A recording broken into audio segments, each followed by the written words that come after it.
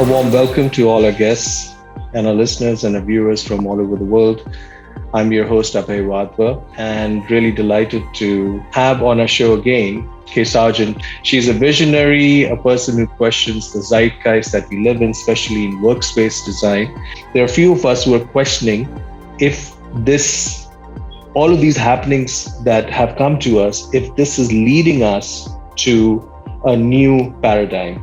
That's where Kay comes in. And she is questioning how the workspace design is unfolding and where are we going with this. So I'm thrilled to have her back on the show. So welcome, Kay. Great to have you back. Happy to be here.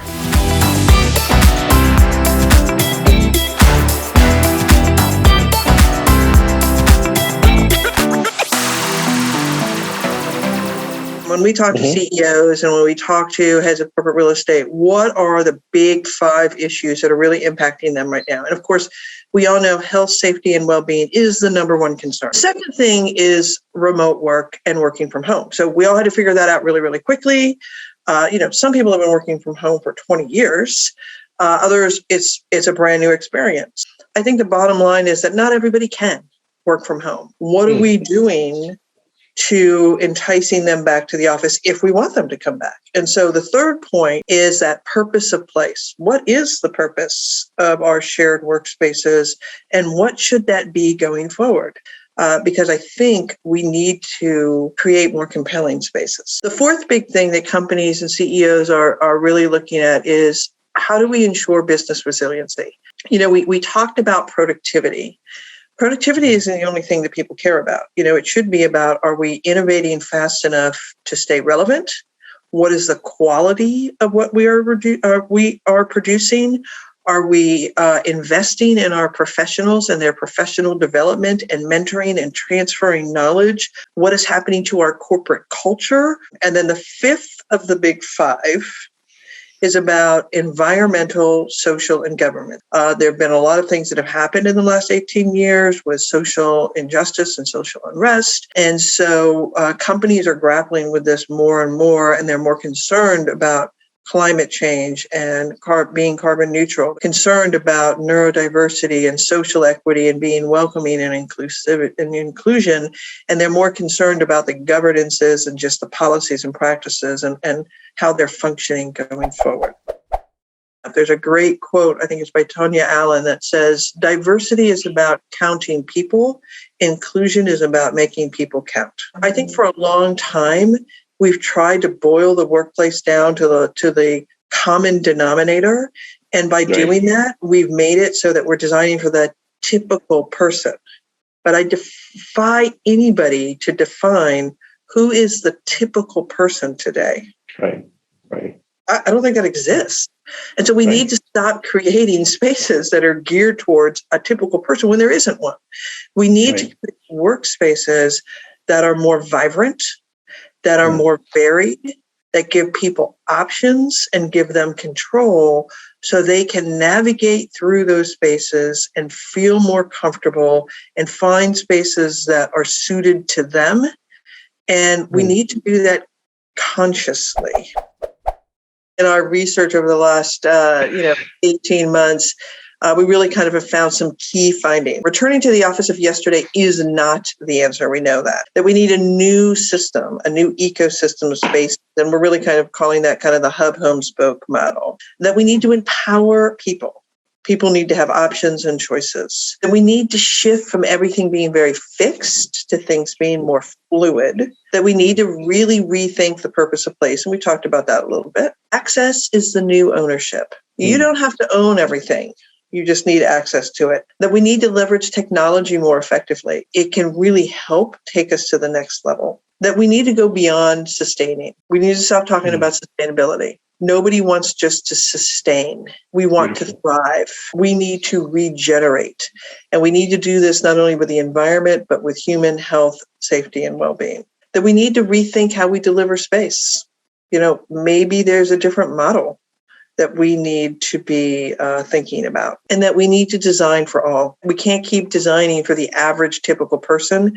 We need to really address and design so that spaces are welcoming. People that are typical have a typical range of how they process information and or even stimulation. People that are neurotypical, right, they are wired a little bit differently. They think a little bit differently. They tend to be either hypersensitive, meaning they can't take too much stimulation, or they tend to be hyposensitive, meaning they need more stimulation. And right now, everybody, including those that are neurotypical, have a heightened sensitivity to what we're touching, how close we are to things, right?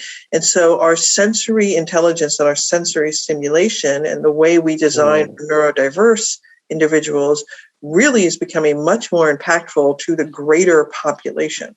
And so in our research, we really kind of identified the 6 modalities of work. Different types of organizations do them in different percentages, right? If I'm an ad agency, I might have a lot more creative space than, let's say, a research company that might have a lot more concentrative space. But we need to be able to create hyper and hyposensitive versions of both of these, because again, if I have a heightened sensitivity to sound or to noise, I could still be neurotypical, but I might react differently to sitting in an open space than you might have. So even in a smaller neighborhood like this, that creates kind of a sense of belonging or a home base, but you still have options and choices in there, we can address those 6 modalities, and we can have the hypersensitive and the hyposensitive version of these spaces. So everybody accuses workspaces of being too loud, but quite frankly, in many cases,